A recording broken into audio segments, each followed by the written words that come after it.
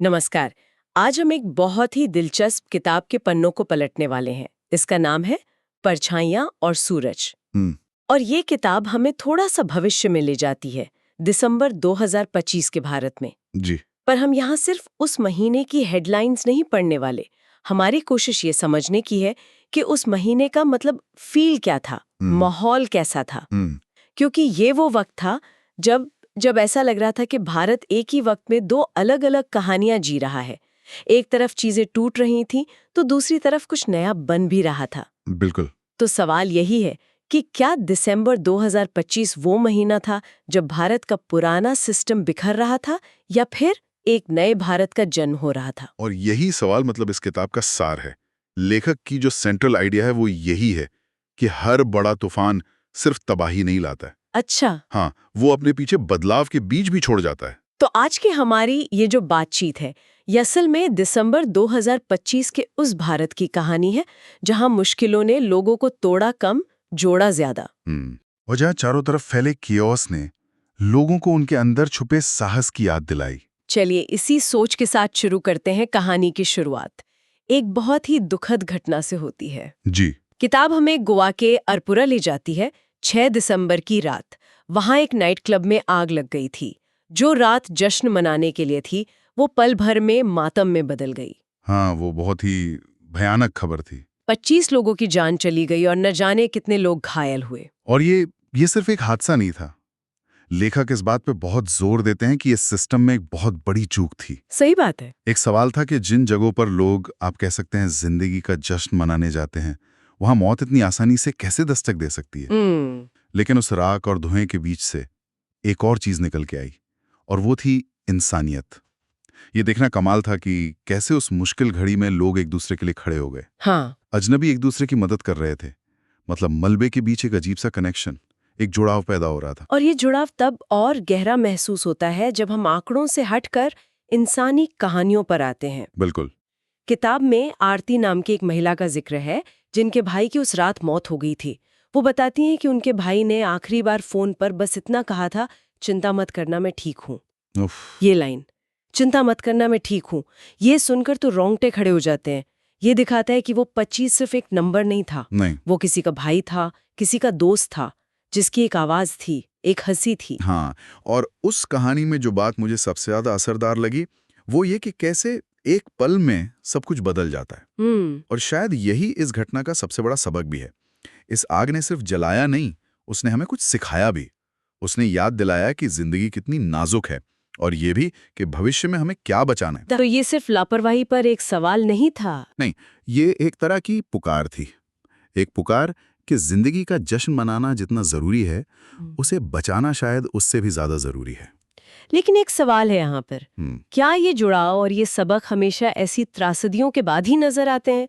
किताब क्या इस पर कुछ कहती है कि आम दिनों में ये भावना कहाँ चली जाती है? ये बहुत अच्छा सवाल है। लेखक का मानना है कि ये भावना कहीं जाती नहीं, बस दब जाती है। अच्छा। हाँ, रोजमर्रा की भागदौड़ में हम भूल जाते हैं। ऐसी घटनाएं वो उस परत को हटा देती हैं और हमें याद दिलाती हैं कि हम सब एक दूसरे से जुड़े हुए हैं। पर ये याददाश्त ज्यादा दिन टिकती नहीं होगी। यही तो बात है। हम वापस अपनी दुनिया में लौट जाते हैं जब तक कि कोई अगली घटना हमें फिर से न झकझोरे। और ये सिस्टम का फेल होना सिर्फ अरपोरा तक ही सीमित नहीं था, है ना? नहीं, बिल्कुल नहीं। किताब हमें एक और संकट की तरफ ले जाती है जो जमीन पर ही हो रहा था, लेकिन एक अलग लेवल पे। मैं इंडिगो संकट की बात कर रही हूँ। हम था।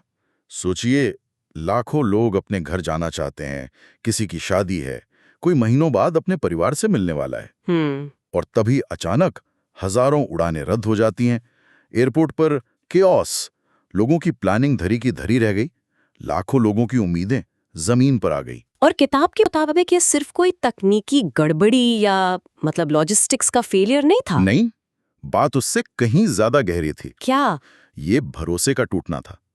देखिए, लेखक हवाई जहाजों को सिर्फ उड़ने वाली मशीन की तरह नहीं देखते। अच्छा। वो कहते हैं कि हवाई जहाज वादे हैं, तारीखें हैं और रिश्ते हैं। जब एक फ्लाइट कैंसिल होती है तो सिर्फ एक यात्रा नहीं रुकती। सही बात है। किसी का वादा टूटता है, किसी का इंतजार अधूरा रह जाता है, और जब ऐसा हजारों लोगों के साथ एक साथ हो तो ये एक निजी समस्या नहीं रहती, ये पूरे सिस्टम पर से भरोसे का उठ जाना होता है। किताब में इस बात का भी जिक्र है कि ये सिर्फ मौसम की गड़बड़ी नहीं थी, बल्कि अंदरूनी सिस्टम में कोई बड़ी दरार आ गई थी। शायद पायलटों की कमी या कोई नया सॉफ्टवेयर जो फेल हो गया हो। हाँ, वजह जो भी हो, असर सीधा लोगों के भरोसे पर पड़ा। और उस वक्त यात्रियों की मानसिक हालत क्या थी, इसे समझने के लिए किताब में निशा नाम की एक यात्री का अनुभव बताया गया है। हाँ, मैंने भी पढ़ा वो कहती हैं, मैं उड़ान से पहले ही 15,000 फीट की चिंता में थी। बस ये एक लाइन उस पूरे माहौल को बयां कर देती है। बिल्कुल, अनिश्चितता, बेचैनी और एक ऐसे सिस्टम पर गुस्सा जिस पे आप निर्भर हैं। और यहीं पर इस किताब में एक बहुत गहरी बात कही गई है। वो कहते हैं कि जब ये बड़े बड़े सिस्टम जिन पर हम आंच बंद करके भरोसा करते हैं, जब ये टूटते हैं, तब हमें एहसास होता है कि कभी कभी जिस जमीन पर हम खड़े हैं वही सबसे कीमती जगह है। उस स्थिरता जिसे हम शायद आसमान में उड़ने की चाह में भूल जाते हैं। हाँ। बिल्कुल, इस संकट ने लोगों को एक तरह से जमीन की कीमत याद दिलाई। जब आपके पंख कट जाएं, तभी आपको अपने पैरों की अहमियत समझ आती है। तो एक तरफ जमीनी व्यवस्था चरमरा रही थी, लोगों का भरोसा टूट रहा था, और ये सोचना दिलचस्प है कि ठीक इसी माहौल में ये किताब हमारा ध्यान एक बिल्कुल उल्टी दिशा में खींचती है। ऊपर आसमान की ओर। हाँ, ब्लूबर्ड 6 सैटेलाइट के लॉन्च की योजना आगे बढ़ रही थी। ये अपने आप में एक अजीब सी बात है ना। और किताब कहती है कि शायद यही भारत की खासियत है। क्या? एक ही समय में कमजोर और साहसी होने की क्षमता। एक तरफ हमारे एयरपोर्ट्स पर भीड़ बेकाबू थी और दूसरी तरफ हम सितारों तक पहुंचने की तैयारी कर रहे थे। ये सिर्फ एक रॉकेट लॉन्च नहीं था, ये एक संदेश था। लेकिन क्या उस वक्त ये संदेश लोगों तक पहुंच रहा था?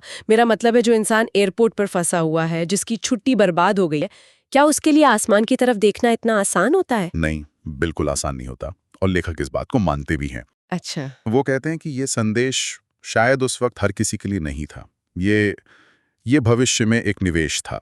ये देश की तरफ से खुद को एक यकीन दिलाने की कोशिश थी कि ये जो जमीनी परेशानियां हैं, ये स्थायी नहीं है। सपने देखना बंद नहीं हुआ है, उम्मीद अभी बाकी है। ये उस वक्त की हताशा का जवाब था, भले ही वो जवाब हर किसी को सुनाई ना दे रहा हो। किताब की एक लाइन है जो इस दोहरी सच्चाई को बहुत खूबसूरती से पकड़ती है।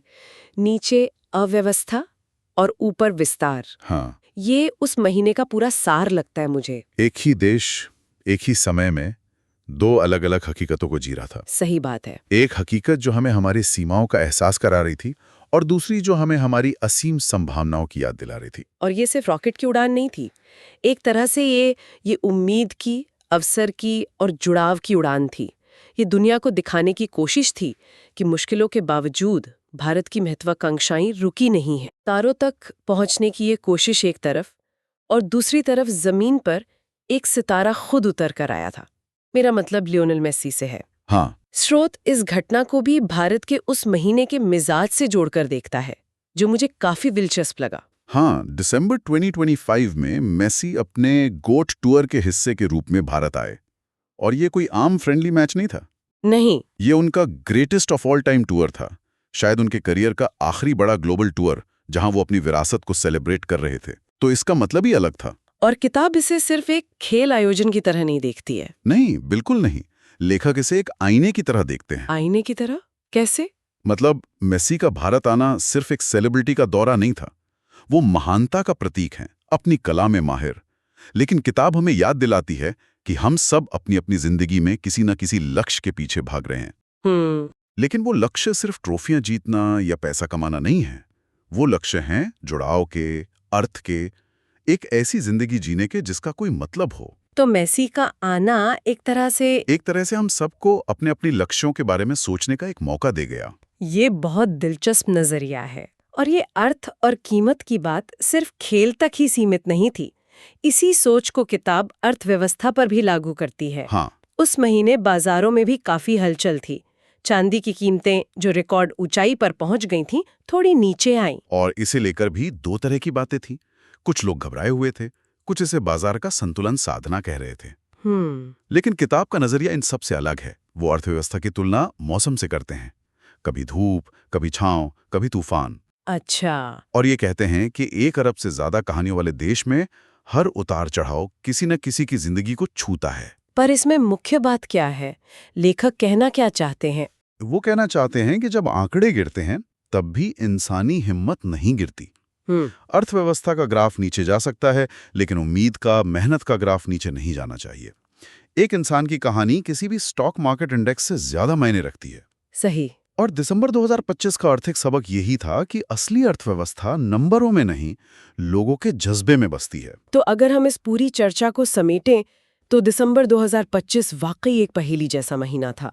दुख और जीत दोनों साथ साथ चल रहे थे। हाँ, और पूरा की आग की राख से लेकर इंडिगो के संकट से उपजे गुस्से तक, और फिर ब्लूबर्ड 6 की उम्मीद से लेकर मेसी के दौरे के जश्न तक, हर घटना एक बड़ी कहानी का हिस्सा थी। बिल्कुल और ये कहानी भारत के लचीलेपन और उसकी जटिलताओं को दिखा रही थी। बिल्कुल।